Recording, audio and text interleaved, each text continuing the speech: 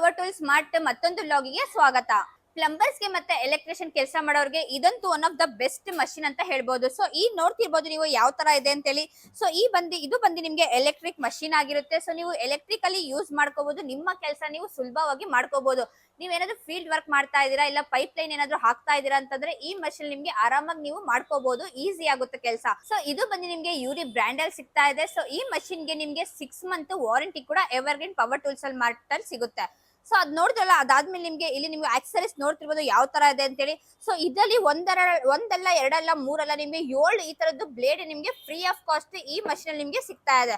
So ನಿಮ್ಗೆ machine ಅಲ್ಲಿ 4 blade ಸಿಗ್ತಾ ಇದೆ, ಮತ್ತೆ ಇಲ್ಲಿ ನಿಮ್ಗೆ 3 ಬ್ಲೇಡ್ ಎಕ್ಸ್ಟ್ರಾ ಸಿಗ್ತಾ ಇದೆ. ಟೋಟಲ್ ನಿಮ್ಗೆ 7 ಬ್ಲೇಡ್ ಇದ್ರಲ್ಲಿ ನಿಮ್ಗೆ ಫ್ರೀ ಆಗಿ ಸಿಗುತ್ತೆ. ಸೊ ಅಷ್ಟೇ ನಿಮ್ಗೆ ಪಂಪಿಂದು ನಿಮ್ಗೆ ಇದು ಪೈಪ್ ಕೂಡ ಸಿಗ್ತಾ ಇದೆ. ಸೊ ನಿಮ್ಗೆ ಟೂಲ್ಸ್ ಬೇಕು ನಿಮ್ಗೆ ಫಿಟ್ಟಿಂಗ್ ಮಾಡೋದಕ್ಕೆ ಅಂತಾರೆ, ನಿಮ್ಗೆ ಎಲ್ಲಾ ತರದ ಟೂಲ್ಸ್ ಕೂಡ ಇದ್ರಲ್ಲಿ ನಿಮ್ಗೆ ಸಿಗುತ್ತೆ. ಇದ್ರಲ್ಲಿ ನಿಮ್ಗೆ ಪಂಪ್ ಕೂಡ ಸಿಗ್ತಾ ಇದೆ. ಈ ಪಂಪ್ ನ ನೀವು ಚಾರ್ಜ್ ಮಾಡ್ಕೊಳ್ಳೋದಕ್ಕೆ ಇದ್ರಲ್ಲಿ ನಿಮ್ಗೆ ಚಾರ್ಜರ್ ಕೂಡ ಸಿಗ್ತಾ ಇದೆ.